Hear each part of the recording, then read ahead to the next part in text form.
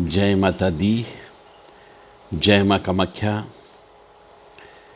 बहुत से मनुष्य कहते हैं कि उनके सपने में देवी माँ आकर के बात करती थी। रूप भी देवी माँ का ही होता था।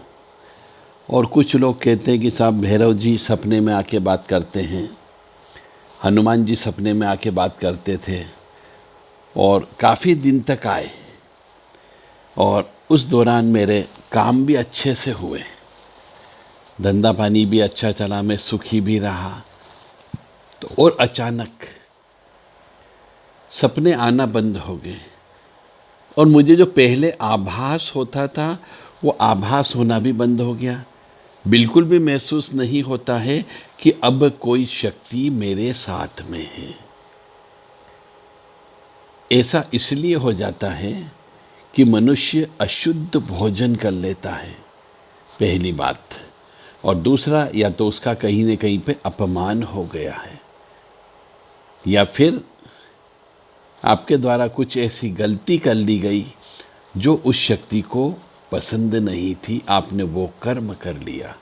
इस वजह से कई बार ऐसा देखा गया है कि शरीर में या सपने में जो शक्तियाँ आती थी, जो सपने के माध्यम से बताती थी, बात करती थी, आपने किसी के सामने उस बात को खोल दिया, ओपन कर दिया, जो नहीं करना चाहिए था।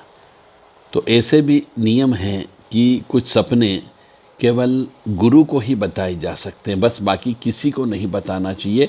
परिवार के किसी भी सदस्य को, चाहे वो पत्नी ही क्यों न हो और बच्चे ही क्यों न हो। तो इस प्रकार की गलती होने पर ये सपने आना भी बंद हो जाते हैं। तो जिस किसी मनुष्य को यदि देवी देवता के सपने आते हों, वो सपने में आकर के बात करते हों, कुछ बताते हों, तो वो चीज़ किसी को न बताएं कि उनके सपने में कोई चीज़ आ रही है। अन्यथा जलने वाले मनुष्य बंधन भी करा देते हैं, आपको खिलाई पिलाई भी कर देते हैं, जिसकी वजह से वो शरीर, वो शक्ति, आपका सफ़र जो आपके साथ चल रही थी, वो आपका चोले को छोड़ देती है और फिर आपको आभास होता है कि आप खाली खाली हो गए हैं, शक्ति जा चुकी है।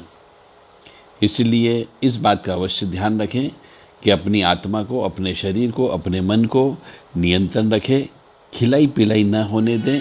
शुद्ध स्वच्छ पवित्र खाना आपको खाना है, अशुद्ध खाना नहीं खाना है, सूतक पातक का खाना बिल्कुल भी नहीं खाना है। और ऐसे जब होने लग जाए, आभास होने लग जाए कि कोई शक्ति आपके साथ में है और सपने में आकर के आपको मार्गदर्शन कर रही है, तो फिर उस शक्ति के निमित्त जप तप पाठ हवन पूजन करना चाहिए और खुद अपने हाथों से भोजन बना करके खाना चाहिए। इसका ये नियम होता है। और उस शक्ति का जो भी स्थान होता है, पवित्र स्थान होता है, तीर्थ स्थल होते हैं, वहाँ पे जाकर के कुछ दिन रुक कर के आपको साधना करना चाहिए। जय माता दी, जय माँ कामाख्या।